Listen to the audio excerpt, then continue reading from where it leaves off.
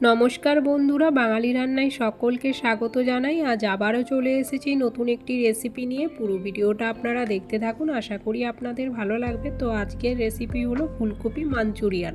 তো এখানে একটা ফুলকপি দেখুন আমি ডুমো ডুমো করে কেটে ধুয়ে রেখেছি।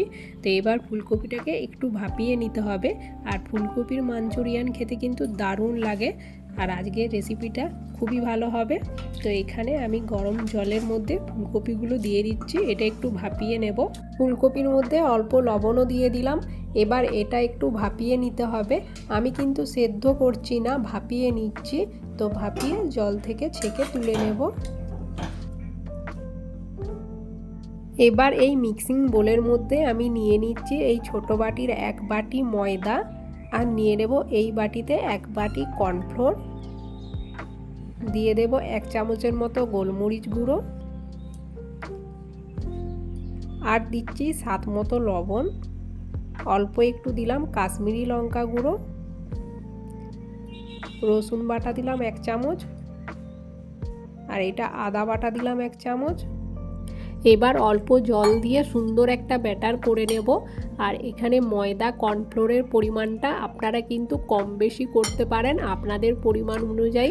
তো আমার যতটা পরিমাণ ফুলকপি আছে আমি সেই হিসাবে এখানে ময়দা আর কর্নফ্লোর নিয়েছি আমার পরিমাণ মতো। তো এখানে ফুলকপিগুলো ঠান্ডা হয়ে গেছে এখন। এবার এই ব্যাটারের সাথে খুব ভালো করে এইভাবে মাখিয়ে নেব। এবার ফুলকপিগুলো ভেজে নিতে হবে। তো আমি কড়াইয়ে সাদা তেল বসিয়ে দিয়েছি। আর তেলটা এখন কিন্তু অতিরিক্ত গরম হয়নি, হালকা গরম হয়েছে। এই অবস্থায় ফুলকপিগুলোকে তেলের মধ্যে দিয়ে দিতে হবে।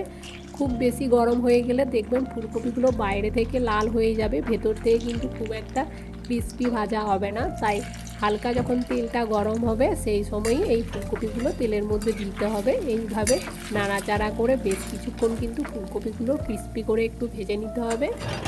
সব ফুলকপিগুলো আমি একবারে ভাজছি না, প্রথমে কিছুটা পরিমাণ আমি ভেজে নিচ্ছি, তারপর বাকিগুলো ভাজবো। দেখেই বোঝা যাচ্ছে ফুলকপিটা ভাজা হয়ে এসছে। এবার তেল থেকে ছেঁকে তুলে নেব, আর বাকিগুলো ঠিক একইভাবে আমি ভেজে নেব। ফুলকপি পাকোড়া আমার ভাজা হয়ে গেছে সব। এবার আমি কড়াইয়ে নিয়ে নিয়েছি সাদা তেল। এই তেলের মধ্যে দিয়ে দেব কিছুটা পরিমাণ রসুন কুচি, আর দিয়ে দেব কিছুটা পরিমাণ আদা কুচি। তো আদা রসুন প্রথমে হালকা একটু ভেজে নেব। হালকা ভাজা হয়ে এলে এবার দিয়ে দিতে হবে পেঁয়াজ কুচি। পেঁয়াজটা দিয়ে একবার নাড়াচাড়া করে নেব ভালো করে। এবার দিয়ে দেব ক্যাপসিকামটা আমি কুচি করেই নিয়েছি। এর মধ্যে দিয়ে দিচ্ছি স্বাদ মতো লবণ। আরও একবার ভালো করে নাড়াচাড়া করে নেবার পর দিয়ে দিচ্ছি এখানে চিলি সস, আর দিয়ে দিচ্ছি টমেটো সস, আর দিয়ে দিলাম সয়া সস 1 চামচের মতো। আর এখানে আমি দিয়েছি গোলমরিচ গুঁড়ো 1 চামচ। অল্প জলে 2 চামচের মতো কর্নফ্লোর দিয়ে ভালো করে গুলে এতে মিশিয়ে দিতে হবে। ফুলকপি মাঞ্চুরিয়ান খেতে কিন্তু দারুণ লাগে, ভীষণ টেস্টি হয় এই রেসিপিটি।